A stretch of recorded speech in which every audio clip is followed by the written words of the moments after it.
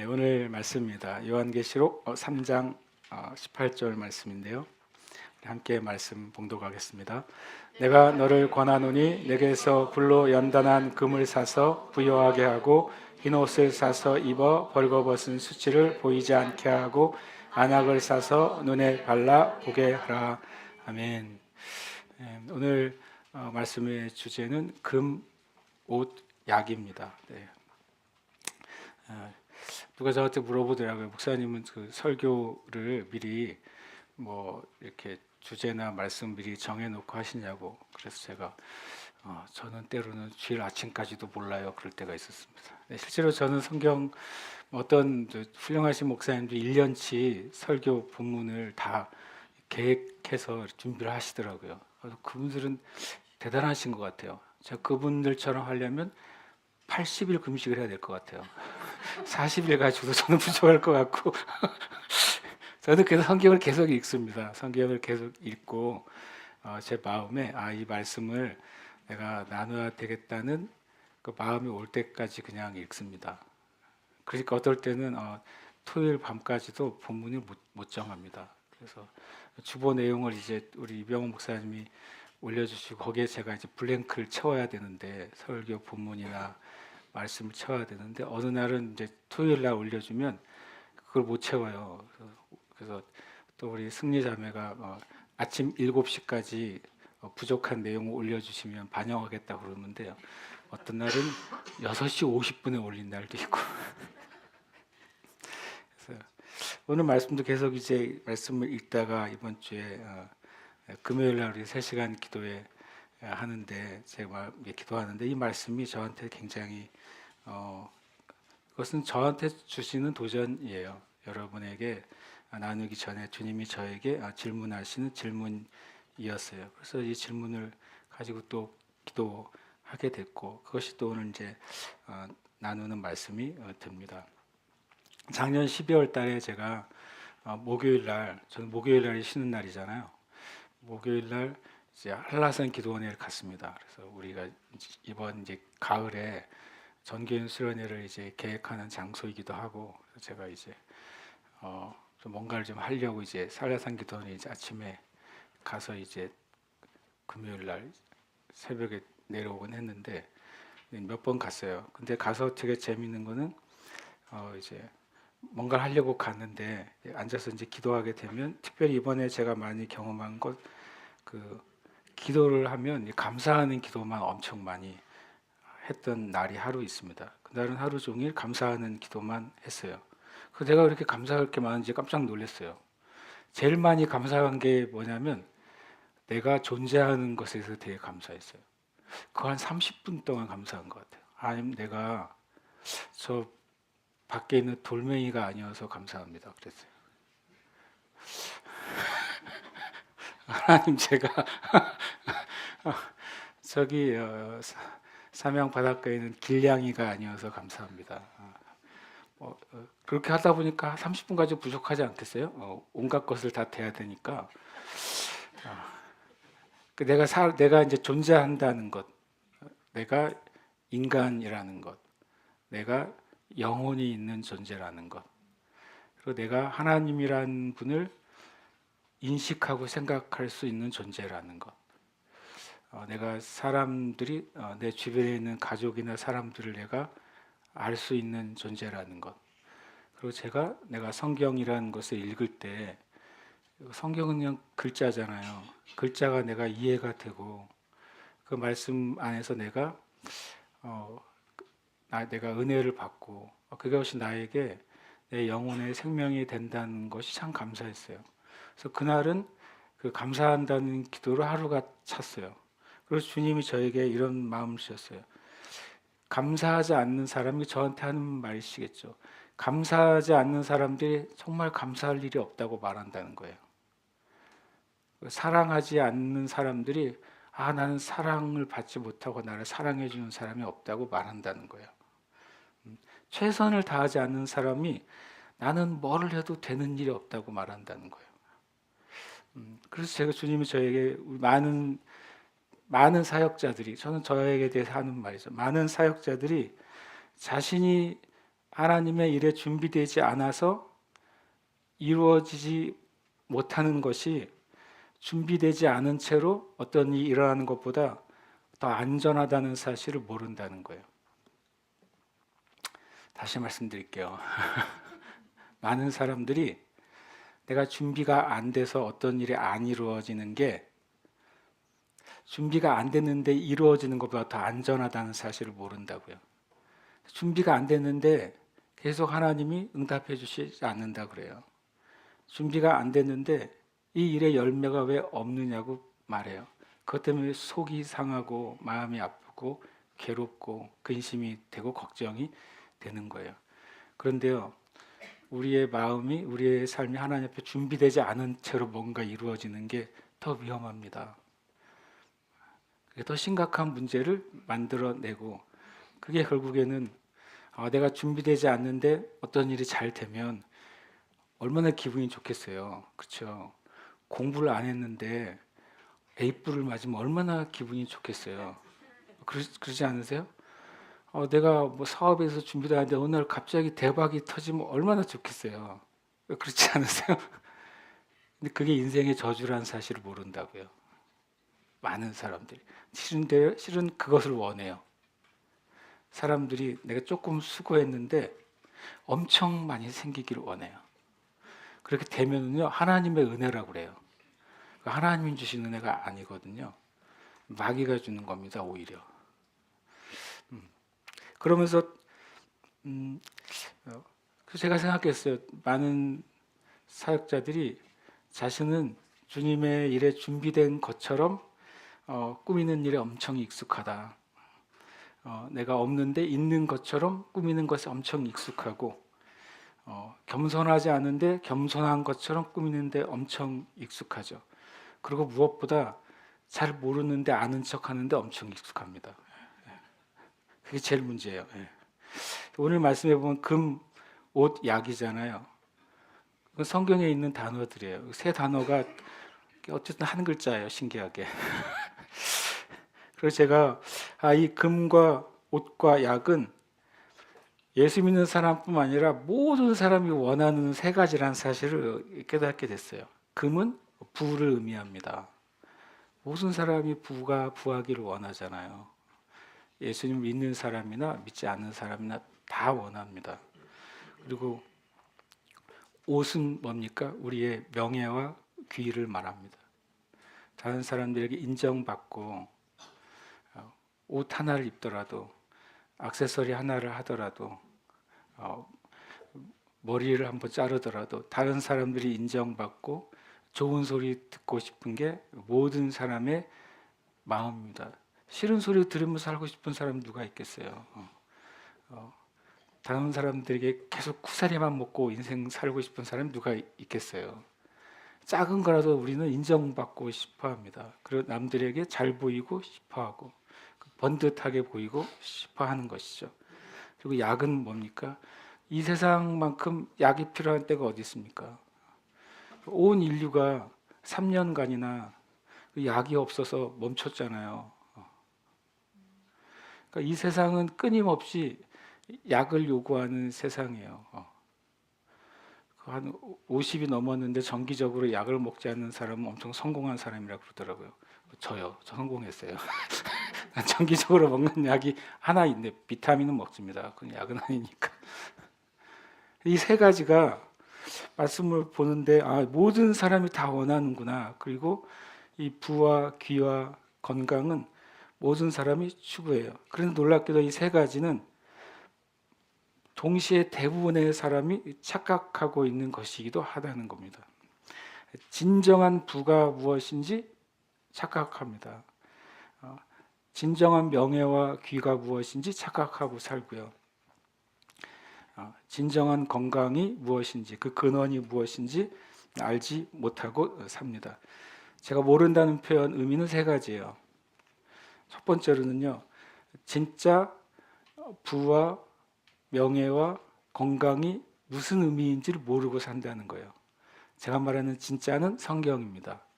성경에서 말하는 진짜 부가 무엇인지를 예수님을 모르는 사람도 모르고 예수를 믿는 사람도 착각한다는 거예요. 두 번째로는 진정한 명예, 다시 말하면 성경에서 말하는 진짜 명예와 귀와 의가 무엇인지 그 의미를 모르고 살아간다는 것입니다. 마찬가지로 건강의 근원이 어디에 있는지, 성경에서 말하는 건강의 근원이 어디 있는지 모르고 살아간다는 것입니다. 두 번째, 알지 못한다는 의미는 이 진정한 것을 추구하고 싶어 하지 않는다는 거예요. 오늘 제가 진정한 것을 얘기할 건데 저 하나의 고민이 있어요. 고민을 하면 안 되죠. 주님이 걱정하는 것도 죄라 그랬는데, 진짜 내가 오늘 우리 성경 말씀에 진짜 부는 이거예요. 진짜 의는 이거예요. 진짜 건강은 여기서 옵니다. 라고 말했을 때 진짜로 그걸 추구하는 사람이 몇 명일까 하는 거예요. 진짜 그것을 추구하는 사람이 몇 명일까? 그게 이제 심각한 고민이에요. 저의 고민. 세 번째, 정말 진정한 부와 명예와 그리고 건강이 무엇인지 모른다는 세 번째 의미는 뭐냐면요.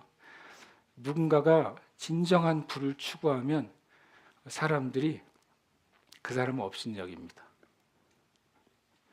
아주 낮게 여길 거예요. 성경적인 부를 누군가가 추구하면 야, 저 사람 저렇게 인생 살면 안 되지라고 말할 겁니다. 예수님 믿는 어느 비즈니스맨이 성경적인 부를 추구하면 사람들이 야, 저러 망할 텐데 라고 말할 겁니다. 분명히 누군가가 성경적인 진정한 명예와 의를 추구하면 사람들이 그 사람을 업신여깁니다. 존중해 줄 것 같습니까? 안 그렇습니다. 진정한 명예와 의를 추구하는 사람을 존중하는 세상이라면 예수님이 죽으실 일이 없어요.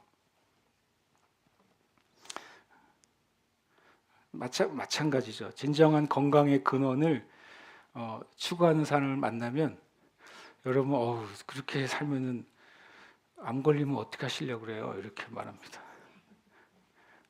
그렇게 살다가 사고 나면 어떠시려고 해요? 라고 말합니다. 그렇게 대책 없이 하시면 나중에 당신뿐만 아니라 주변 사람과 자녀들까지 엄청 고생해요. 라고 말한다고요. 오늘 그 얘기를 좀 나누려고 합니다. 그래서 어떻게 보면 좀 위험한 설교를 한 것 같습니다, 오늘. 같이 한 번 더 읽어볼까요? 시작.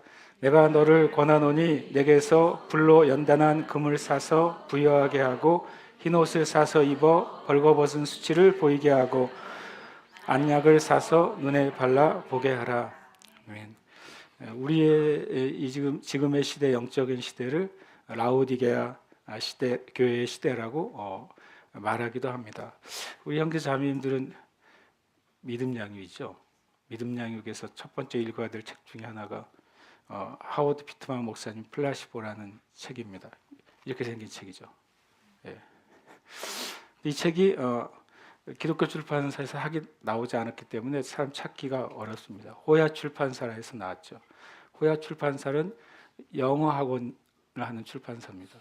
그래서 이것을 번역하신 강경우라는 그 출판사 사장님이죠. 그리고 영어 출판사 사장님, 영어 학원 사장님이죠. 지금도 영어 학원을 하시는지 모르겠어요. 꽤 오래됐으니까 책이. 이분이 유학 때 영어로 된 이 책을 읽고 너무 큰 충격을 받아가지고 자신이 번역을 해서 자신이 운영하는 영어 학원 출판사로 이 책을 냈어요. 플라시보. 플라시보는 가짜 약, 미약이라고 합니다. 예를 들어 죽음에 이르는 이제 환자에게 이 약을 먹으면 좋아지실 거예요. 이 약을 먹으면 기분도 좋아지고 이 약을 먹으면 치료가 되실 거예요. 평안해질 거라고 가짜 약을 주죠. 근데 그것은 그냥 비타민이에요. 근데 말로는 약이라고 줍니다. 근데 놀랍게도 가짜 약을 먹는 사람들이 이제 죽음을 앞에 둔 많은 환자들이 기분이 좋아져요. 증상도 호전되고 고통도 줄어들고 그러다가 이제 죽음에 이릅니다. 첫 번째 긍정적인 의미죠. 힘들고 고통스러운 과정을 겪는 죽음 앞에 있는 환자들이 마지막 삶을 좀 마음의 평안한 가운데 삶을 정리하도록 도와주는 것이 플라시보 위약이에요. 그러나 영적으로는 심각한 문제가 있는 약이라는 거죠. 지금 현대에 전해지는 그 복음의 메시지가, 교회에서 전하는 설교의 메시지가 가짜약, 위약이라는 거예요. 실제로는 천국에 갈 수 없는 말씀인데 천국에 갈 수 있는 말씀처럼 복음이 전해진다는 것입니다. 하워드 피트만 목사님은 경찰이었습니다. 경찰로 인생을 살면서 동시에 목회자였습니다. 35년 동안 경찰 생활을 하면서 또 35년 동안 또 목회자로 살았어요. 우리나라는 좀 불가능하지만 미국은 그런 경우 왕왕 있습니다. 주중에 경찰관으로 살고 주말에는 교도소 선교를 하고 고아원 선교를 하고 자기의 모든 걸 다 바쳐가지고 전도를 하고 하는 삶을 살았습니다. 1979년 3월 7일 갑자기 동맥 파열이 일어납니다. 그래서 온몸에서 피가 흘러나오고 병원에 실려가서 사망 선고를 받습니다. 실제 사망 선고를 받죠. 그래서 자기가 사망 선고를 받고 14시간 만에 놀랍게도 다시 살아나요. 하워드 피트만 목사님이. 14시간 동안 어떤 일이 있었는지를 적은 책이 이 플라시보라는 책입니다. 그가 어쨌든 책에 의하면 2층천을 지나서 하나님의 보좌 앞에 갑니다. 충격적인 책이 내용이 적혀 있죠. 왜냐하면 하워드 피트만 목사님이 죽은 그때 온 세상의 사람 중에 구원받은 사람은, 천국 간 사람은 2.5%였기 때문에 그렇습니다. 그래서 하워드 피트만 목사님 너무 충격을 받습니다. 세상에 인류 중에 2.5%만 진짜 구원을 받는다니, 2.5%만 천국에 간다니, 교회 100명이 있으면 2명만 천국 가는 거예요. 믿어지지 않잖아요. 그래서 이 책을 싫어하는 사람이 많습니다. 좋아하겠습니까? 그러니까 안 팔리죠. 우리 교회나 사서 봅니다.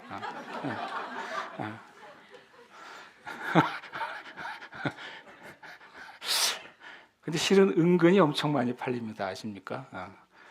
기독교 서점에 팔지 않기 때문에 리스트에 안 올라 있을 뿐이에요. 일반 출판사이기 때문에 기독교 리스트에 들어가지 않아서 그렇지, 제가 아는 많은 분들이 이 책을 읽었더라고요. 그래서 생각해 보면 이 하워드 피트만 목사님이 거리에서 전도하고 교도소를 전도하고 고아원 사역을 평생 하고 자신의 삶을 온전히 주님을 위해 섬겼어요. 경찰관으로서, 목회자로서. 근데 하나님이 이 하워드 피트만 목사님에게 말하십니다. 너의 살아온 삶은 가증스러운 삶이다. 네가 전도하고 네가 고아원을 방문하고 사람들을 도왔던 삶은 나를 위한 게 아니라 너의 마음의 안정과 의를 위한 일이었다. 하워드 피트만 목사님이 하나님 앞에서 난 그렇지 않았다고 말합니다. 그래서 하나님이 하워드 피트만 목사님 마음의 동기를 보게 하시니까 그게 사실인 거예요. 하나님 앞에서 우리가 어떻게 거짓말할 수 있겠습니까? 하나님이 하워드 피트만 목사님께 말한 너의 믿음은 가슴의 믿음이 아니라 머리의 믿음이다. 머리의 믿음으로 믿는 자는 천국에 올 수 없다고 그랬습니다. 많은 그리스도인들이, 저와 같은 많은 목사까지도 머리의 믿음을 가슴의 믿음, 영의 믿음이라고 착각하고 사는 거예요. 그것이 라오디게아 교회 시대의 신앙입니다. 그 책에서는 주님이 이 시대는 라오디게아 교회 시대의 영적 상태라고 말씀하셨어요. 라오디게아 시대의 영적 상태가 무엇입니까? 요한계시록 3장 16절에 이렇게 말합니다. 내가 이같이 미지근하다고 말했습니다. 차지도 아니하고 덥지도 아니하는 신앙, 그것이 미지근한 신앙이고, 그 미지근한 신앙은 주님이 입에서 토해낼 것이라고 말씀하세요. 오늘 말씀의 전절 말씀이 이렇게 되어 있습니다. 15절부터 이어지는데요. 내가 너의 행위를 아노니 네가 차지도 아니하고 뜨겁지도 아니하도다. 내가 차든지 뜨겁든지 하기를 원하노라. 내가 이같이 미지근하여 뜨겁지도 아니하고 차지도 아니하니 내 입에서 너를 토하여 버리리라. 네가 말하기를 나는 부자라 부유하여 부족한 것이 없다 하나 내 공고한 것과 가련한 것과 가난한 것과 눈먼 것과 벌거벗은 것을 알지 못하는 도다. 이 말씀이 저에게 다른 의미의 충격이었어요. 하나님은 내 행위를 아신대요. 하나님은 나의 행위를 아시는데 나의 행위가 눈에 보이는 행위뿐만 아니라 하나님은 내가 무슨 생각하시는지 아신다는 거예요. 하나님은 내가 무슨 말을 하시는지 아신다는 거예요. 하나님은 나의 삶의 실제 모습뿐만 아니라 모습의 동기와 목적을 아신다는 거예요. 그런데 문제가 진짜 심각한 문제가 뭐냐면 맨 뒤에 말이었어요. 너는 모른다는 거예요. 하나님은 나를 아시는데 하나님은 우리를 다 아시는데 나는 내가 무슨 짓을 하는지 모르고 살아간다는 거예요. 나는 내가 하나님으로부터 얼마나 멀어져 있는지 모른다는 거예요. 나는 내가 얼마나 사랑하지 않는 사람인지 모른다는 거예요. 나는 내가 얼마나 종교적인 신앙을 가지고 있는지 모른다는 거예요. 차라리 알면 어때요? 알면 회개라도 하죠. 알면 정신이라도 차리죠. 알면 내 신앙과 내 인생과 내가 정말 천국에 가도록 준비되어 있는 신앙인지 아닌지 점검이라도 하죠. 진짜 심각한 문제는 하나님은 아시는데 나는 모른다는 거예요. 그게 이 세대의 교회의 모습이라고 말씀하신다는 거예요. 저는 이 말이 저한테 오히려 큰 충격이었어요. 미지근한 신앙 그런 게 아니라 너는 너의 공고한 것과 너의 가련한 것과 너의 가난한 것과 눈먼 것과 벌거벗은 것을 알지 못한대요. 사실은 우리는 주님 제가 뜨거운 신앙 갖게 해주세요. 제가 진짜 믿음 갖게 해주세요. 라고 기도하기 전에 주님 제가 저의 실체를 알게 해주세요. 라고 기도해야 돼요. 왜냐하면 모른다고 말했으니까 성경이. 성경에 모른다고 말하니까 모르는 게 맞죠. 많은 사역자들이 모르고 주님 일을 하는 건 많은 것 같아요. 두려운 말이지만 자기도 모르면서 설교하는 것도 많은 것 같아요. 그리고 주님이 하라고 하는 일인지 정확하게 몰라. 그런데 원래 교회에서 하던 일인가 하는 거예요. 정말 주님이 원하시는 사역인지 그건 별로 중요하지 않아. 교인들이 원하니까 하는 거예요. 이게 참 심각하잖아요. 저 이 15절이 제일 심각하더라고요. 하나님은 나를 아는데 나는 나를 모르다니. 하나님 이 땅의 교회들을 아시는데 교회는 자신들의 교회의 모습을 모르다니. 이것처럼 심각한 문제가 어디 있어요. 그래서 제가 이 말씀을 계속 보게 되더라고요. 하나님 은혜가 정말 필요한데 먼저 제 자신이 나의 진짜 실체를 알아야 되겠습니다. 하나님. 이건 이제 부정적인 기도도 아니고 절망적인 기도도 아니고 그리고 어떤 저나 여러분을 제가 어떤 이 정도 수준이니까 이렇게 하세요라고 말하는 설교도 아니에요. 어쨌든 하나님은 우리 교회를 아시잖아요. 만약에 우리 교회가 하나님 앞에 어떻게 있는지를 모른다면 이거 참 심각한 문제잖아요. 하나님이 보시는 것과 우리가 보는 것이 얼마나 엄청난 갭이 있을 수 있겠어요. 근데 마찬가지잖아요. 저 같은 목사도 하나님은 저를 아시는데 내가 나의 어떤 부분을 모른다면 그러면 어떤 일이 벌어질까요? 열심히 하면 할수록 더 멀어지는 거예요. 최선을 다하면 다할수록 더 반대로 달려가는 거예요. 그 각도라는 게 그렇잖아요. 처음에 1도 차이는 1mm도 안 되겠죠. 근데 계속 1m만 가면 1도 차이는 몇십 센치가 벌어지고 1km 가면 몇백 미터 벌어지는 거죠. 계속 인생을 그렇게 살고 계속 인생 끝까지 가다 보면 하나님이 우리를 아시고 하나님이 우리의 삶과 이제 주신 그 길과 얼마나 멀어지겠어요. 그걸 따라잡을 수가 없게 되는 거예요. 그게 저한테 영적인 경고가 됐어요. 내가 하나님 앞에 이것을 가지고 기도해야 되겠다. 우리 교회 형제 자매님들 볼 때마다 또 제가 목사랍시고 여러분을 이렇게 보는 게 있잖아요. 저 형제는 이래, 저 자매는 이래. 저 형제의 문제는 이거지, 저 자매의 문제는 이거지. 저도 본단 말이에요. 그런데 내가 나를 모르면서 내가 형제 자매들을 생각하고 기도하는 것도 주님께 좀 내려놓게 됐어요. 하나님, 진짜 중요한 것은 하나님이 우리를 보시는 그것을 알려주세요. 그걸 알기 전에는 엄청 애쓰는데 엄청 헛된 힘을 소비하는 거예요. 깨닫는 은혜가 우리에게 있어야 됩니다. 여러분들 기도하실 때 주님은 아시고 내가 모르는 걸 알려주세요. 주님은 아시고 내가 착각하는 게 뭔지 알려주세요.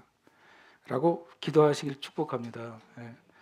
그래서 주님이 솔루션, 해결책을 알려주세요. 하나님은 나를 다 아시는데 이 땅의 정작 교회들은 교회의 진짜 문제가 뭔지, 진짜 해야 될 사역이 뭔지, 진짜 힘써야 될 것이 모르고 있다면 그러면 답을 주셔야 될 거 아니에요.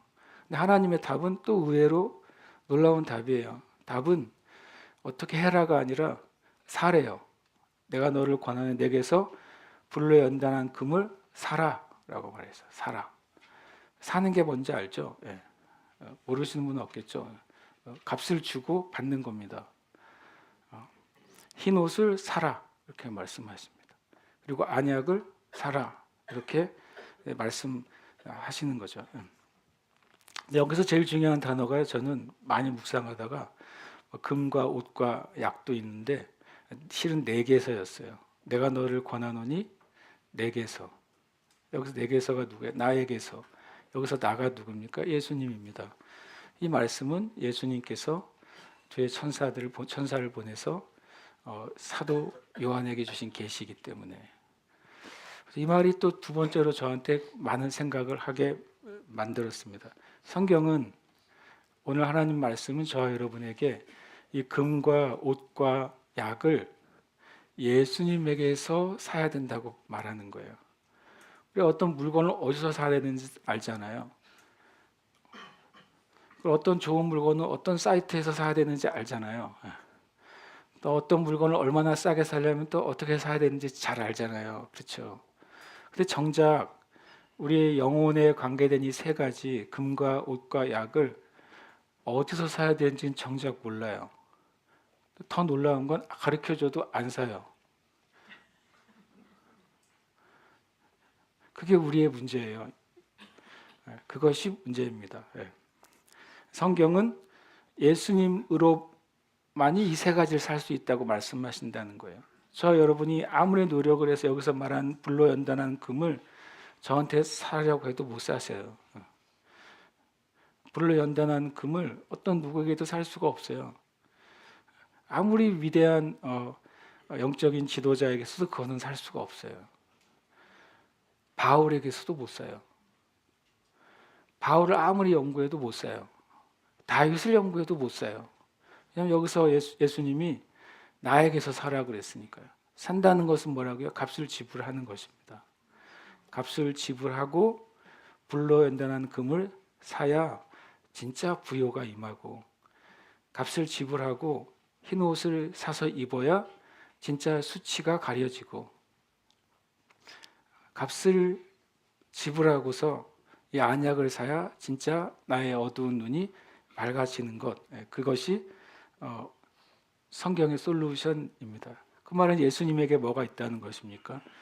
금과 흰 옷과 안약이 있다는 것이죠. 파는 사람이 가지고 있어야지 줄 거 아닙니까? 불로 연단한 금은 진정한 믿음입니다. 우리가 아는 것처럼. 불로 연단한 금을 생각하니까 재밌더라고. 원래 금은 불로 연단되기 위해서는 액체가 돼야 돼요. 그렇잖아요. 고체가 액체가 돼야 연단이 되는 거예요. 그리고 연단한 다음엔 다시 뭐가 돼요? 다시 고체가 되는 것이죠.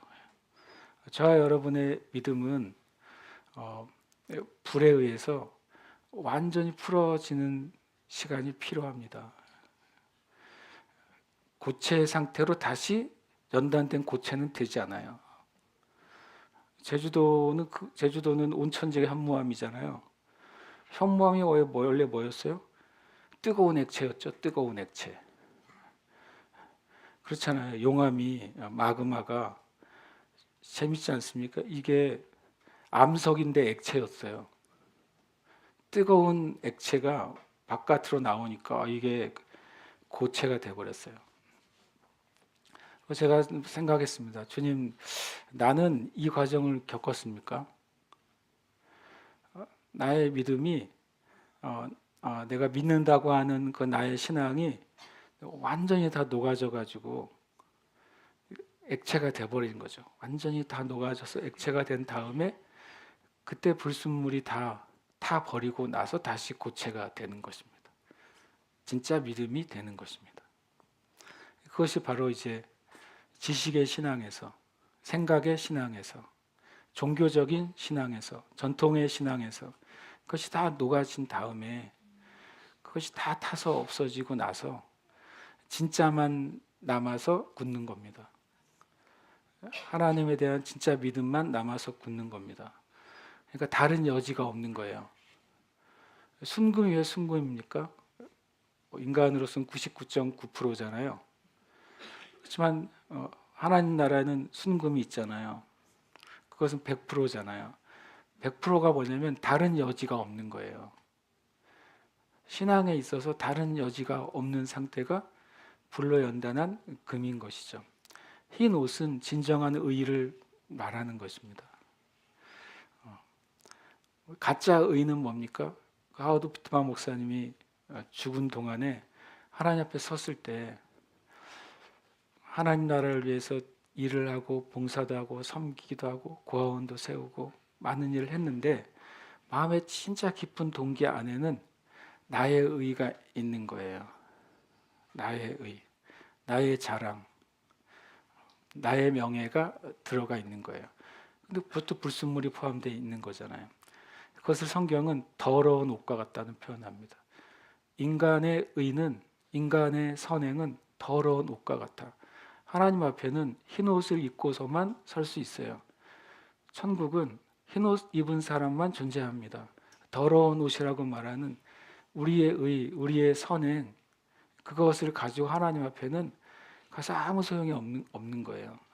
흰 옷은 예수님만 주시는 것입니다.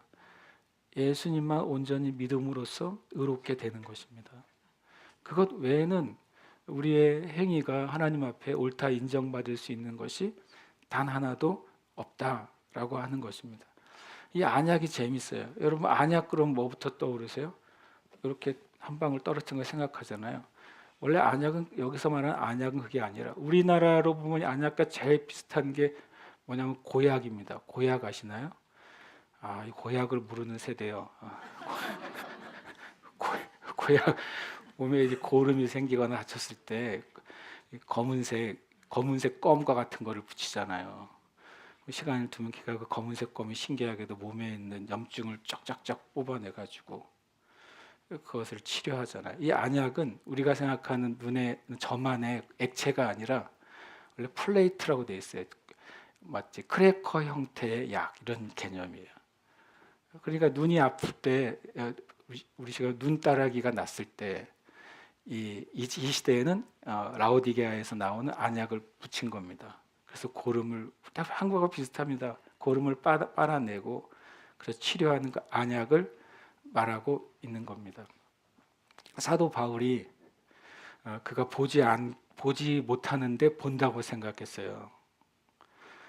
그가 하나님의 진리를 안다고 생각했는데 모르는 상태였는데 그걸 모르고 있었어요.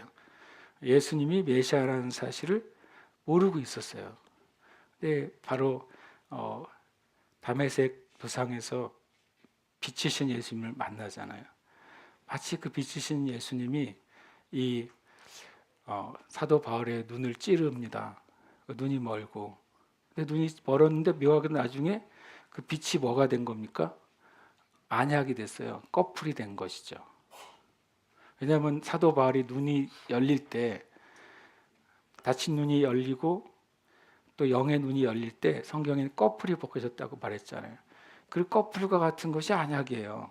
붙였다가 그것을 뗄 때 감았던 눈이 열리고 보지 않았던 눈이 치유되고 침침했던 것이 밝아지는 것입니다. 오직 진리의 말씀만 우리의 눈을 밝혀줍니다. 우리는 말씀을 가끔 읽는 사람들이 있습니다. 밥은 가끔 안 먹으면서 말씀은 가끔 읽습니다. 세 끼는 챙겨서 먹으면서 말씀은 챙겨서 읽지 않습니다. 왜냐하면 아까 말한 것처럼 우리는 우리의 상태를 몰라요. 내 영혼이 쫄쫄 굶어 가는데 내 영혼이 영의 양식이 없어서 파리해지고 말라 죽어 가는데도 몰라요. 우리는 우리의 육신을 채우는 데만 온갖 관심을 갖습니다. 온 세상을 다니면서 맛있는 거를 먹는 거를 보여주는 유튜버가 수백만, 수천만의 시청자가 있습니다. 내가 먹는 것도 아닌데 왜 보고 앉아 있는지 모르겠어요. 나는 이해가 안 돼요. 정직하게. 얼마나 보고 나면 비참하지 않으세요? 나는 하나도 못 먹었잖아요. 대리만족이라는 희한한 악한 용어를 만들어냈어요. 세상에 대리만족은 없어요. 지옥에서 천국을 보고 대리만족을 느끼시겠어요? 없잖아요. 그런 건 없는 건데 허상이 실상이 되고 가짜가 진짜가 되고 내가 나를 속이고 그래서 진짜 나를 보지 않게 되는 것입니다. 많은 그리스도인들이 천국과 지옥을 믿지 않는다고 합니다. 그 말이 사실이라고 제가 느껴요. 진짜 지옥이 있는 걸 믿으면 저렇게 살까? 다른 사람이 아니라 내가요, 내가. 그것이 지옥은 아니지만 내일 군대 가는 친구들 한번 만나보세요. 어떤 심정인지. 지금 뭐 군대는 지옥 정도는 아닌 것 같습니다. 예. 제가 아는 형제는 군대 갔다 와서 머리가 빠지기 시작해가지고 20대에 완전 탈모가 된 친구가 있어요. 얼마나 힘들었는지 거기서. 얼마나 힘들었는지. 근데 내일 어려운 데 가는 사람도 오늘 살아가는 태도가 다르잖아요. 내일 만약에 전쟁 있는 곳에 내일 파병되는 군인이 있다고 생각해 보세요. 그 군인이 오늘 하루 어떻게 살겠어요? 근데 지옥이 있다는 걸 안 믿는 거예요, 예수 믿는 사람들이. 더 중요한 건 천국이 있다는 거 잘 안 믿어요. 천국이 없는 거 제가 생각해 보세요. 천국에는 라이센스가 없다. 천국에는 대학 졸업장이든 박사학위든 그런 것이 없어요. 천국에는 일단 돈이 없어요. 돈이 쓸 데가 없어요. 그렇잖아요. 천국에는 헬스장에 쓸 데가 없어요. 근데 이 세상은 그걸 위해 살아요. 천국에 없는데 그것 위해 산다고요. 예수 믿는 사람도 그렇게 살아요. 천국에 없는 것을 얻으려고 살아요. 목회자들도 그렇게 살아요.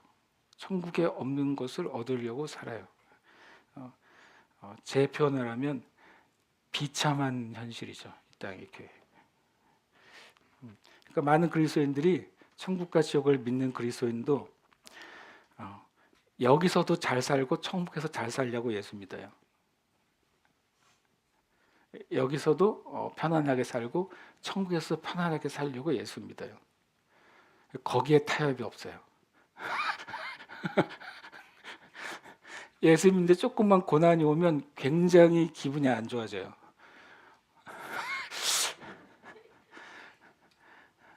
예수 믿는데 조금만 핍박이 오면 굉장히 신앙이 심각해져요.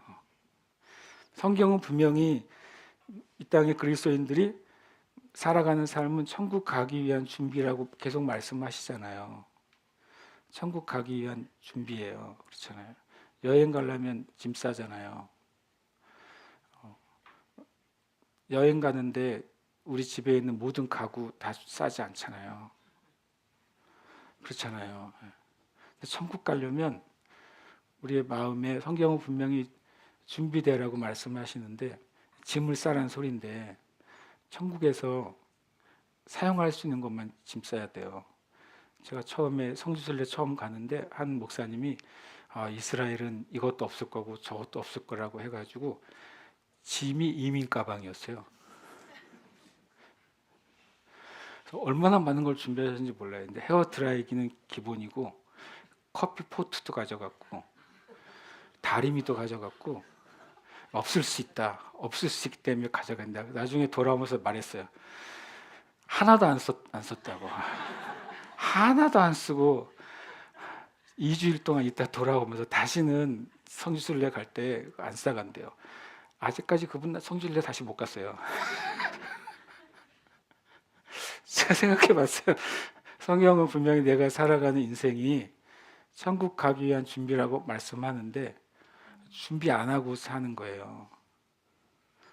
목사도 성도도 똑같이 그냥 여기서 잘 살다가 천국 가서도 잘 살고 싶어요. 제가 읽을 때마다 굉장히 어려운 성경이 하나 있어요. 문장이 하나 엄청 어려운 성경이에요. 제가 읽을 테니까 안 어려운 분 있나 생각해 보세요. 천천히 읽을게요. 고린도전서 7장 29절에서 말씀인데요. 형제들아 내가 이 말을 하노니 그때가 단축하여진 거로 이후부터 잘 들으세요. 안에 있는 자들은 없는 자 같이 하며 우는 자들은 울지 않는 자 같이 하며 기쁜 자들은 기쁘지 않은 자 같이 하며 매매하는 자들은 없는 자 같이 하며 세상 물건을 쓰는 자들은 다 쓰지 못하는 자 같이 하라. 이 세상의 외형은 지나감이라.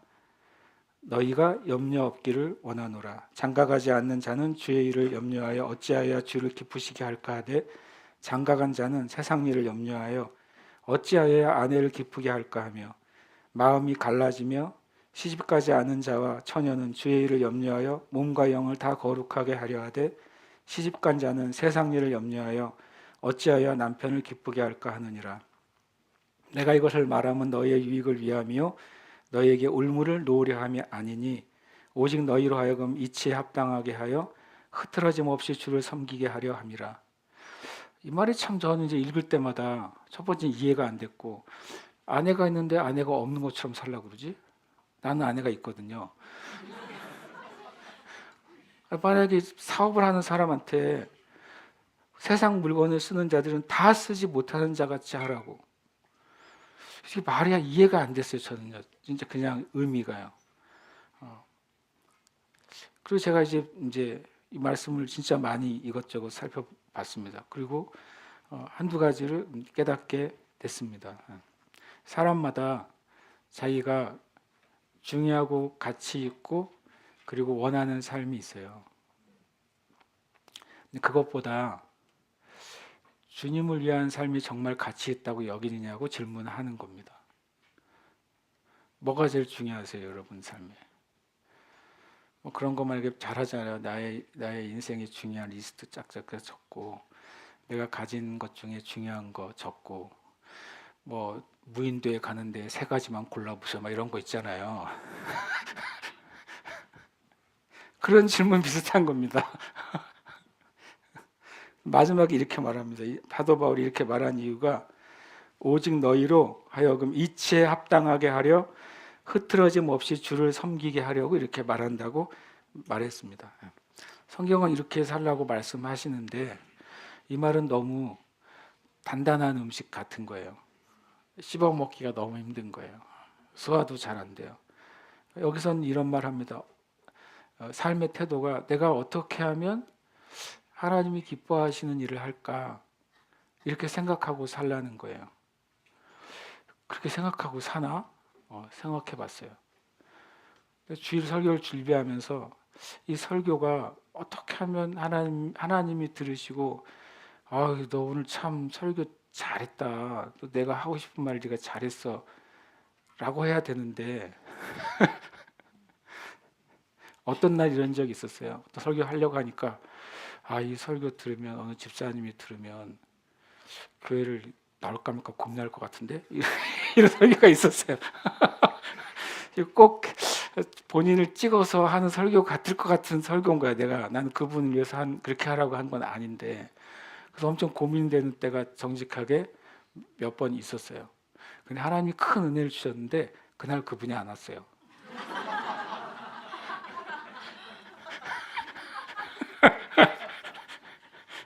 제가 평안한 가운데 설교를 했어요. 그날 마음이 얼마나 불편했는지. 좀 더 좋은 건 그건 응답은 아니죠. 그분이 오셨어야 되는 응답인데. 그래서 제가 진짜로 저에게 도전이 됐어요. 어찌하여야 주를 기쁘시게 할꼬. 어떻게 하는 게 내가 이 일을 하나님이 기뻐하시는 방식으로 할까? 어떻게 해야 하나님이 기뻐하시는 방식으로 직장 생활을 할까? 어떻게 해야 하나님이 기뻐하시는 방법으로 사업을 할까? 어떻게 해야 하나님이 기뻐하시는 방법으로 내가 공부를 할까? 어떻게 해야 하나님이 기뻐하시는 방법으로 하나님 맡겨주신 이 봉사를 할까? 이게 사도 바울이 마지막 때를 살아가는 그리스도인들이 가져야 될 동기부여의 질문이었습니다. 저도 여러분의 같은 말씀을 드리고 저 자신에게도 말합니다. 우리는 진짜 진정한 불러온다는 참된 믿음, 예수님만이 주시는 참된 의, 그리고 말씀만이 우리에게 내가 어떻게 살아가야 될지 밝혀주는 그 은혜가 필요한 사람들입니다. 예수님만이 그걸 주십니다. 근데 예수님은 놀랍게도 나에게 와서 살아, 그런데 값없이 와서 살아 그럽니다. 세상에 이런 거래가 어디 있습니까? 사긴 사는데 값없이 살아요. 왜냐하면 예수님이 다 지불했기 때문에 그렇습니다. 우리가 식당에서 밥 먹고 제일 기분 좋은 때가 언제인 줄 아세요? 누가 결제하고 나갔을 때입니다. 세상 제일 맛있는 음식은 대신 결제하고 나간 음식이 제일 맛있습니다. 제가 그런 일을 3번을 겪었는데 3명 다 한 사람이 결제를 했어요. 그런 인생을 굳이 살고 싶지는 않지만 그분이 결제한지도 모르는 적이 있었어요. 우리가 함께 이 시간 기도하기를 원합니다. 어찌하여야 내가 주님을 기쁘시는 삶을 살까? 그것이 저와 여러분에게 오늘 주시는 질문으로 받으시기를 축복합니다. 우리 함께 이 시간 고백하고 기도하겠습니다. 함께 고백합니다. 나는 돈과 명예와 육신의 만족과 쾌락을 위해 살지 않고 나의 죄를 용서하시고 구원하시기 위해 죽으시고 살아나신 예수님을 위해 삽니다. 아멘. 한 번 더요. 나는 돈과 명예와 육신의 만족과 쾌락을 위해 살지 않고 나의 죄를 용서하시고 구원하시기 위해 죽으시고 살아나신 예수님을 위해 삽니다. 아멘. 고백합니다. 나는 세상과 타협하는 믿음의 모습을 벗고 하나님 나라의 백성으로 이 땅을 살아갑니다. 아멘. 한 번 더요. 나는 세상과 타협하는 믿음의 모습을 벗고 하나님 나라의 백성으로 이 땅을 살아갑니다. 아멘. 고백합니다. 나는 참된 인생의 만족과 명예와 건강이 하나님으로부터 온다는 사실을 믿습니다. 아멘. 한 번 더요. 나는 참된 인생의 만족과 명예와 건강이 하나님으로부터 온다는 사실을 믿습니다. 아멘.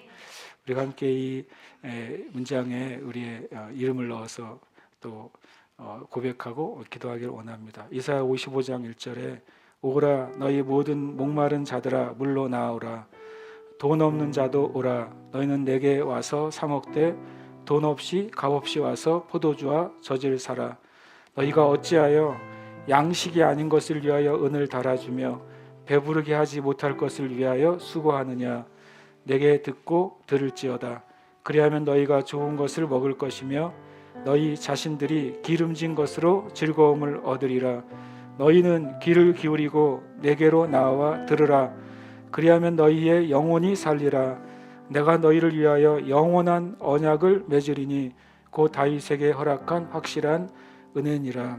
아멘.